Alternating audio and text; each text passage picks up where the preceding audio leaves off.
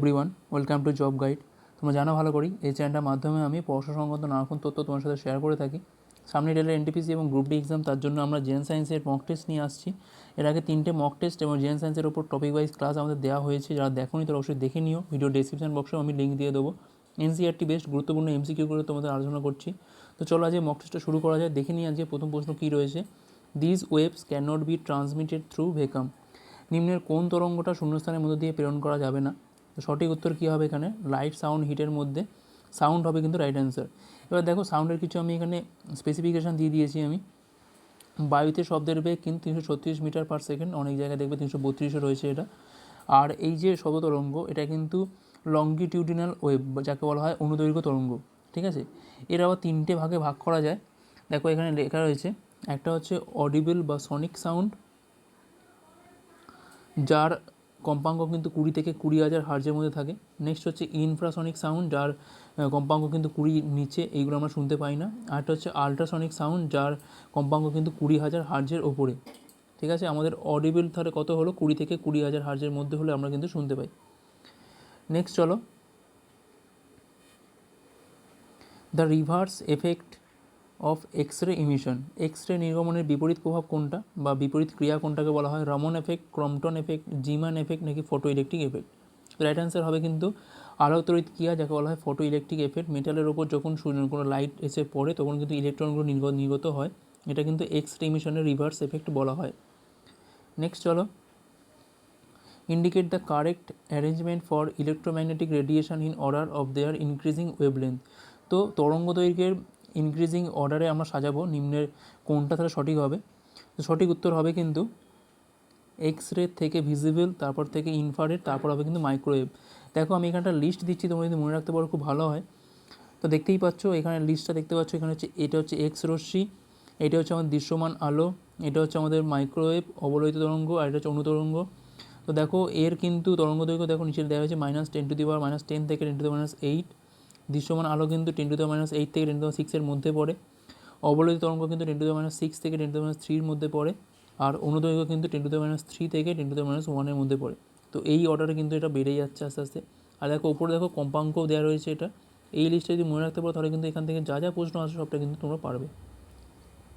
Next চলো, ultraviolet rays can be used in water treatment as. অতিবেগুনি রশ্মিকে আমরা জলের চিকিৎসার কিসে ব্যবহৃত করা হয়? প্রিসিপিটেটর, হাইড্রোলাইজার, ডিসইনফেক্টেন্ট, প্রোকিউলেটর। তো রাইট অ্যান্সার হবে কিন্তু ডিসইনফেক্টেন্ট। জীবাণুমুক্ত করতে কিন্তু আমরা এটাকে ব্যবহার করতে পারি। অপশান সি হচ্ছে রাইট অ্যান্সার। নেক্সট দেখো, who is the inventor of radar. রেডারকে আবিষ্কার করেছিলেন? তো রাইট অ্যান্সার হবে কিন্তু এখানে H Taylor and Leo C Young. তো দেখতেই পাচ্ছ আমি পাশে ছবিও দিয়েছি রেডারের পুরো কথা কি?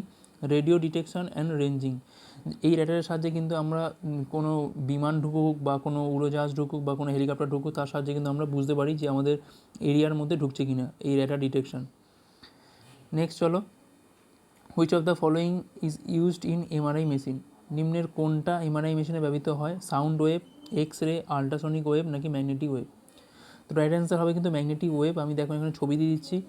এমআরআই করা হয়, যে এমআরআই স্ক্যান করা হয়, তার পুরো কথা কি না? Magnetic resonance imaging. নেক্সট চলো, a wavelength of 0.3 metre is produced in air and it travels at a speed of 300 metre per second, then it will be an. তো বলছি 0.3 মিটারের তরঙ্গ দৈর্ঘ্য 300 মিটার পার সেকেন্ড বেগে যদি গতিবেগে ভ্রমণ করে, তাহলে এটা কোন ধরনের তরঙ্গ হবে?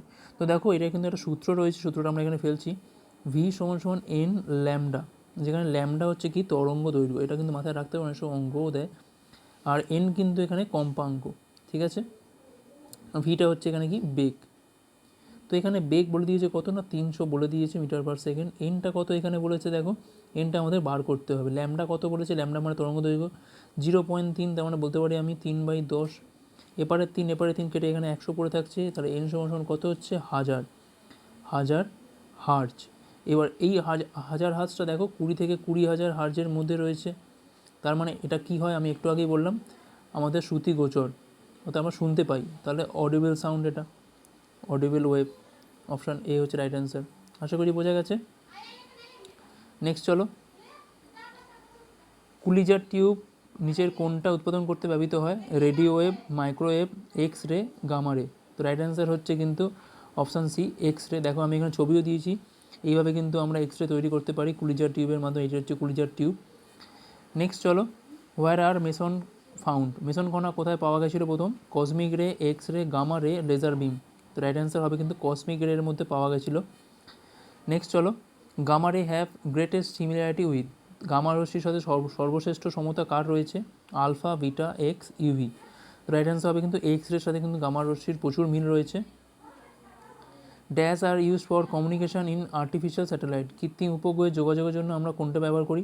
Infrared wave, radio wave, ultraviolet ray, নাকি অ্যাম্প্লিটিউড মডিউলেশন ওয়েভ। তো রাইট অ্যান্সার হবে কিন্তু রেডিও ওয়েভ। রেডিও ওয়েভ কী দেখো বলছে এখানে, an electromagnetic wave of a frequency between 104 থেকে 1011 কিংবা 1012 অবধি হার্জের মধ্যে ঘোরাফেরা করে। As used for long distance communication, যে কোনো অনেক দূরত্বের আমরা যখন কমিউনিকেশন করি সেক্ষেত্রে কিন্তু আমরা এই ধরনের ওয়েবটা ইউজ করে থাকি। নেক্সট চলো, what is the full form of AM regarding radio broadcasting. তো রেডিও ব্রডকাস্টিং সম্পর্কে আমরা AM আর FM শব্দটা শুনতে পাই। তো এখানে বলেছে AM এর পূর্ণ ফর্মটা কি? Amplitude movement, anywhere movement, amplitude matching, নাকি অ্যাম্প্লিটিউড মডিউলেশন। তো রাইট অ্যান্সার হবে কিন্তু অ্যাম্প্লিটিউড মডিউলেশন।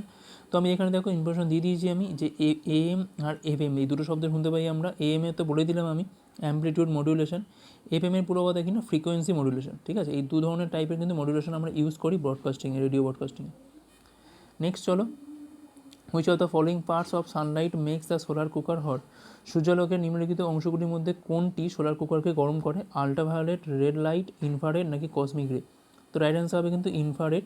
তো দেখো আমি এখানে ছবিও দিয়ে দিয়েছি, দেখো ইনফ্রারেড এখানে আমি যদি মার্ক করে দিই, এখানে দেখো ইনফ্রারেড রেসটা দেখতে পাচ্ছ তোমরা, এই রেঞ্জের মধ্যে ঘোরাফেরা করছে। 10⁻⁴ থেকে রয়েছে এটা, 4 থেকে -4।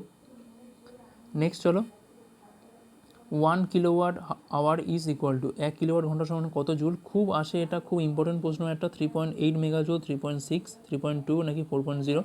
তো রাইট অ্যান্সার হবে কিন্তু 3.6। এবার দেখো আমি এখানে তোমাদের কোষে দেখাচ্ছি, মনে রাখবে তোমরা। 1 কিলোওয়াট ঘন্টা মানে কী জানি আমরা? 1 কিলোওয়াট ঘন্টা মানে জানি আমরা 1 কিলো ওয়াট আর হচ্ছে 1000 ঘন্টা। এবার 1 কিলো ওয়াট মানে জানি কি আমরা 1000 ওয়াট, ঠিক আছে। আর 1 ঘন্টা মানে কি জানি আমরা 3600 সেকেন্ড, 3600 সেকেন্ড। তার মানে আলটিমেট হলো আমাদের 36-এর পরে 5টা শূন্য, ঠিক আছে। তাহলে ওয়াট সেকেন্ড মানেই হচ্ছে আবার জুল। এবার আমি 3.6 ইচ্ছা করে আনছি আর মাথায় লিখছি আমি 10⁶, তাহলে এটা হয়ে গেল কি জুল। এইবার অনেকে এই 10⁶টাকে কী বলবে? আমরা মেগা বলি, MEGA, মেগা। তার মানে 3.6 মেগাজুল হচ্ছে কিন্তু আমাদের রাইট অ্যান্সার। আশা করি বুঝতে পেরেছো।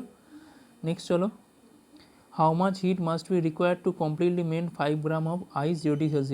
তো 5 গ্রাম বরফ গলাতে কত ক্যালোরি তাপ প্রয়োজন? 80, 350, 400, নাকি 226 ক্যালোরি।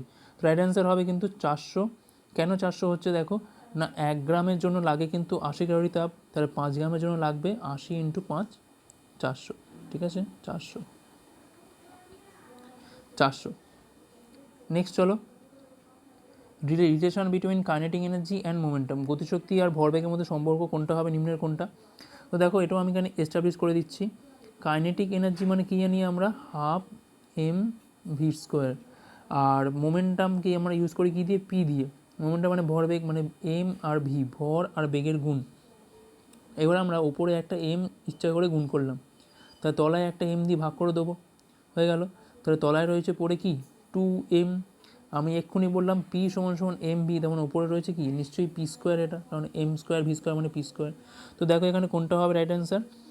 ke = p²/2m। ওকে, চলো next question. Which instrument converts mechanical energy to electrical, কোন যন্ত্রটি যান্ত্রিক শক্তিকে বিদ্যুৎ শক্তিতে রূপান্তর করে? Solar cell, electric motor, dynamo, electric cells. Right answer হবে কিন্তু ডায়নামো কিন্তু এই কাজটা করে। নেক্সট চলো, which instrument converts chemical to electrical, কোন যন্ত্র রাসায়নিক শক্তিকে বিদ্যুৎ শক্তিতে রূপান্তর করে? Solar cell, electric motor, dynamo, electric cell. তো রাইট অ্যান্সার হবে কিন্তু এক্ষেত্রে ইলেকট্রিক সেল। ভালো করে দেখবে, দুটো প্রশ্ন পরপর দিয়েছি কারণ এই ধরনের প্রশ্ন কিন্তু খুব দেয়। আমি এখানে ছবিও দিয়ে দিয়েছি, দেখেছো। নেক্সট চলো, a stone is drop from the roof of a house towards ground when will be the kinetic energy of stone maximum. যদি আমি ঘরের চাল থেকে পাথর ছুঁড়ি তার গতিশক্তি কখন সর্বোচ্চ হবে? তো এটা কিন্তু সবসময় যখন মাটিতে স্পর্শ করবে ঠিক তার আগের মুহূর্তে, just before reaching the ground. Option B হচ্ছে রাইট অ্যান্সার। আজকের লাস্ট কোশ্চেন দেখে নাও, rate of work done is, কার্য করার হারকে কী বলা হয়? Energy, power, momentum, impulse. তো রাইট অ্যান্সার হবে কিন্তু পাওয়ার বা ক্ষমতা। আমি এখানে কিছু এক্সট্রা ইনফরমেশন দিচ্ছি, দেখো মাত্রা, ক্ষমতার মাত্রা কি M L two L square T to the power -3। কার্য করার হার কোত্থেকে আসছে মাত্রাটা আমি একবার মাত্রা ক্লাস নিয়েও ছিলাম। দেখো ক্ষমতা মানে কি কার্য করার হার বাই সময়, তার কার্য বাই সময় এইটা করি আমরা। কার্য মানে কি জানি আমরা, বল ইন্টু সরণ জানি আমরা, তলায় হচ্ছে সময়, বলের মাত্রা কি আমরা জানি এম এল টি -2, ঠিক আছে।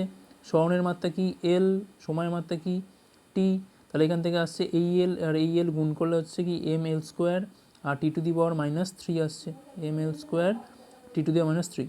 তো এসআই একক কি এর ওয়াট, সিজিএস একক কি আর পার সেকেন্ড। এই দুটো একক ছাড়াও কিন্তু আমরা ব্যবহারিক একক ইউজ করি, সেটা হচ্ছে হর্স পাওয়ার বা এইচপি। এবার আসে কি 1 হর্স পাওয়ার সমান কত ওয়াট, অ্যান্সার হবে কিন্তু 746 ওয়াট। তো বন্ধুরা এই ছিল আজ মক টেস্টটা। যদি ভালো লেগে থাকে ভিডিওটা অবশ্যই লাইক করো, শেয়ার করো এবং পরের ভিডিওগুলোর জন্য সাবস্ক্রাইব করে রাখো। Thanks for watching.